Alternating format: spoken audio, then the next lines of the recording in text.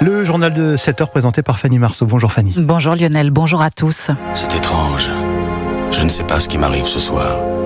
Je te regarde comme pour la première fois. Encore des mots, toujours des mots.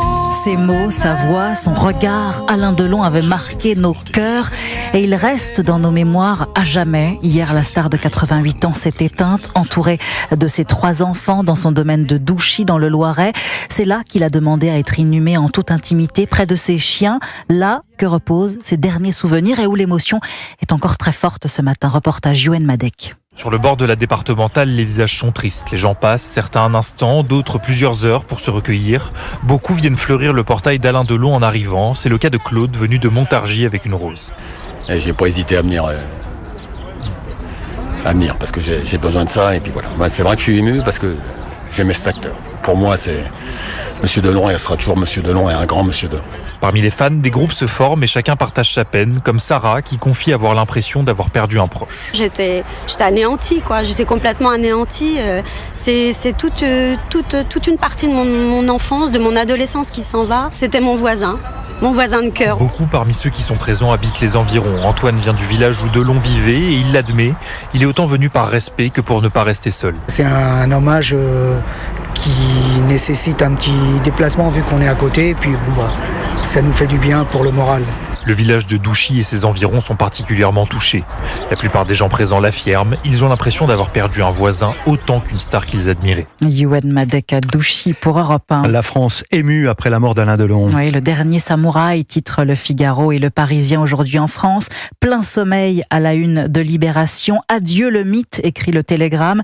Mercredi, Paris Match publiera un numéro spécial, 67 pages consacrées au monument Alain Delon, avec l'hommage de Nicolas Sarkozy et l'interview exclusive de Brigitte Bardot. Et notez-le également, toute la semaine Europe 1 met en lumière l'homme et l'acteur. Ne manquez pas dans Europe 1 et vous, de 11h à 13h, le premier épisode du podcast de Pascal Praud, Destins extraordinaires. Immense hommage donc chez nous, mais il n'y a pas qu'ici en France qu'on pleure la disparition du mythe. La presse japonaise, par exemple, s'est largement émue du décès d'Alain Delon. Et plus près de nous, ce matin, en Italie. Bonjour Antonino Gallofaro. Bonjour. Correspondant d'Europe 1 à Milan. Que dit la presse italienne du décès d'Alain Delon ce matin, Antonino ? Eh bien, la presse ici ne manque pas de superlatifs. Légendes du cinéma et icônes reviennent sur presque toutes les unes. Il suffit de regarder la première page du Corriere della Sera. Une photo d'un jeune Alain Delon occupe la moitié de la page. Film, amour et tourment. Delon, le plus beau des diva au masculin, c'est le titre. Sur 4 pages, le quotidien raconte la disparition de l'acteur, sa vie et ses problèmes familiaux. C'est un peu ce que font tous les journaux, mettant l'accent sur la beauté de l'acteur. Et pour l'instant pas, cette beauté était insupportable. Son visage parfait, illuminé par Visconti, cachait un mystère inquiétant, écrit le média. Il représente un modèle de masculinité aujourd'hui discutable et ouvertement critiqué. Mais pour la Repubblica, cette beauté est éblouissante. Elle le devient d'autant plus quand l'acteur se trouve aux côtés de Claudia Cardinale. L'actrice raconte au journal qu'il n'a jamais misé sur sa beauté et qu'il a pris sa carrière très au sérieux. Merci Antonino Gallofaro à Milan pour Europe 1. Tiens, Claudia Cardinale qui évoque à la presse française sa tristesse intense. Le bal est fini, dit-elle. Tancredi s'en est allé danser avec les étoiles. Émotion également ce matin à Londres. Sarah Menaille, bonjour. Bonjour Fanny, bonjour à tous. Sarah, là aussi, chez vous, pluie d'hommages. Les Britanniques aimaient énormément notre Alain Delon national. Et effectivement, il l'aimait beaucoup. D'ailleurs, pendant une bonne partie de la journée hier, la BBC a ouvert ses journaux d'information par la nouvelle de la mort de l'acteur. Et puis, on évoque beaucoup ce matin dans la presse britannique sa relation avec les femmes et notamment avec Romy Schneider. Alors, pour le journal The Times, Alain Delon était un bourreau des cœurs. Caroline Frost, la journaliste culture de la radio du journal, estime que personne n'était plus glamour que ces deux-là, Delon et Schneider, au milieu du siècle dernier. Romy Schneider était une plus grande star que lui lors de leur rencontre. Mais plus tard, c'est lui qui l'a recruté pour le film qui a été une réunion poignante entre deux dans la piscine. De nos jours, on s'intéresse beaucoup à la vie privée des stars, à leurs histoires d'amour. Mais ces deux-là étaient typiques du glamour européen du milieu du siècle. Personne n'était plus glamour que ces deux-là. Alors pour le Daily Mail, Delon était le plus bel homme du XXe siècle.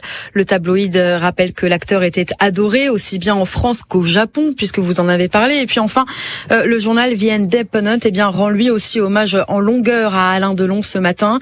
L'acteur aux yeux bleus saisissants, écrit le journal, disant de lui qu'il était le Brigitte Bardot au masculin et même le Frank Sinatra français. Oh là là, merci beaucoup Sarah Menaille, correspondante d'Europe 1 au Royaume-Uni. Alain Delon adulé partout dans le monde, il aimait la vie et les gens, dit ce matin dans Le Parisien, aujourd'hui en France, son ami Michel Drucker. Oui, et pour qu'il donne l'amour qu'il n'avait pas reçu enfant, il faut le dire, il fallait d'abord briser sa carapace, percer la glace de ses incroyables yeux bleus. Le journaliste cinéma Bruno Kras en parlait hier soir dans Europe 1 Soir. C'est vrai que c'est une icône, mais en même temps, c'était un homme assez froid. Il n'avait pas la chaleur et le côté solaire de Belmondo, qui se faisait aborder dans la rue, qui adorait les photos, alors que Delon, c'était quelqu'un d'un peu inaccessible. Il était dur, il était froid. Mais je crois que la présence qu'il a auprès des Français, c'est à travers le cinéma, à travers ses grands rôles. Parce que tous ceux de sa génération ont vu tous les grands films. Il y a Les Aventuriers, il y a Le Cercle Rouge, il y a La Veuve Coudert qui est passé récemment, Le Professeur, Il était une fois un flic, Les Granges Brûlées. Il y a plein de films très faciles qu'on a vus à la télévision et qui l'ont rendu très proche du public. Et c'est pour ça, c'était pas une proximité charnelle parce que c'était quelqu'un d'assez rude, mais c'est une proximité sur l'écran de télévision parce qu'il a fait des chefs-d'œuvre.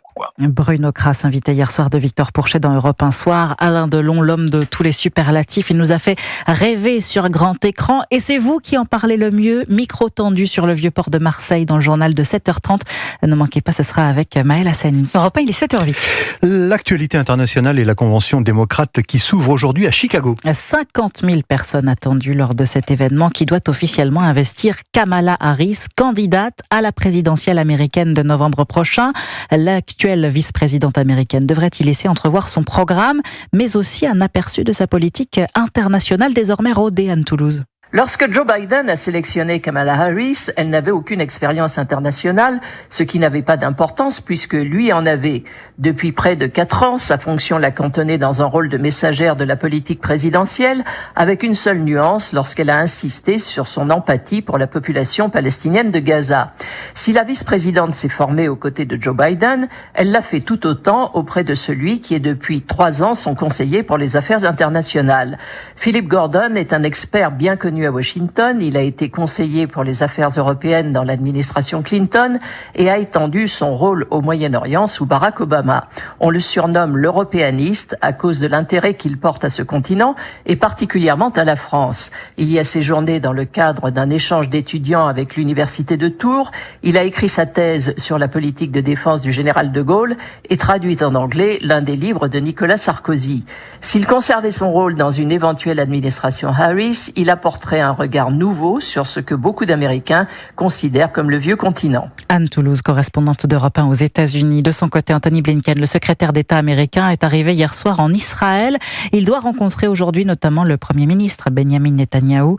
Objectif, trouver une issue au conflit, éviter l'embrasement régional, alors qu'Israël et les terroristes du Hamas s'accusent mutuellement d'entraver les négociations. À la une également ce matin, Fanny, en France, le soulagement à Frontignan dans le département de l'Hérault. Oui, l'incendie qui s'est déclenché hier a dévoré plus de 300 hectares de forêt, 600 sapeurs-pompiers et 5 Canadair ont été mobilisés. Le feu est fixé, annonce hier soir, mais les équipes ont passé la nuit sur place pour traiter les nombreux brûlots. Le ministre démissionnaire de l'Intérieur, Gérald Darmanin, annonçait hier se rendre sur place aujourd'hui aux côtés des soldats du feu. Le sport sur Europe 1 et dans 9 jours, déjà le début des Jeux paralympiques de Paris. Oui, on s'attend à rêver comme lors des Jeux olympiques. Certaines délégations internationales sont d'ailleurs déjà arrivées en France pour terminer leur préparation. C'est le cas des athlètes thaïlandais. Depuis le 6 août et jusqu'à mercredi, ils ont pris leur quartier à Bourgoin-Jallieu, c'est en Isère. Les habitants sont impressionnés. Ils sont allés à leur rencontre. Reportage de la correspondante d'Europe 1, Noémie Loisel. Au bord de la piste d'athlétisme, Laurent, 42 ans, cet habitant admire la performance de ces 9 athlètes handisport sur leur fauteuil de course à 3 roues. C'est physique, la vitesse qu'ils vont et la force qu'ils ont dans les bras, c'est impressionnant. Candice, 47 ans, gérante de l'hôtel des Dauphins, qui accueille plusieurs para-athlètes, est aussi éblouie. Vous les voyez performer sous cette chaleur qui est incroyable. Ils ont énormément de courage. 2 fois par jour durant 2 heures, Seishon Kongen se perfectionne. À 41 ans, ce multiple médaillé d'argent et de bronze espère décrocher l'or pour ses 5e Jeux paralympiques. Je dois être prêt. Je suis venu ici pour m'adapter au décalage horaire, avoir un bon sommeil et aussi m'acclimater aux conditions météorologiques. À côté de lui, Porsche, 30 ans, participe pour la première fois à ces Jeux, touché par la sympathie et l'engouement des riverains. Je suis vraiment heureux qu'ils viennent nous encourager. Ça me surprend qu'on s'intéresse à nous. Ça me fait plaisir. Les habitants de cette commune de l'Isère comptent bien suivre à la télévision autant les exploits de l'équipe française que de la délégation thaïlandaise. Pour Bourgoin-Jallieu, Noémie Loisel, Europe 1. Et puis en cyclisme, le Tour de France remporté hier par la Polonaise Katarzyna Niewiadoma, 29 ans, victoire avec 4 secondes d'avance seulement sur la Néerlandaise Demi Vollering qui avait remporté la dernière étape au sommet de l'Alpe d'Huez. Merci, c'était le journal de Fanny Marceau. Prochain journal à 7h30.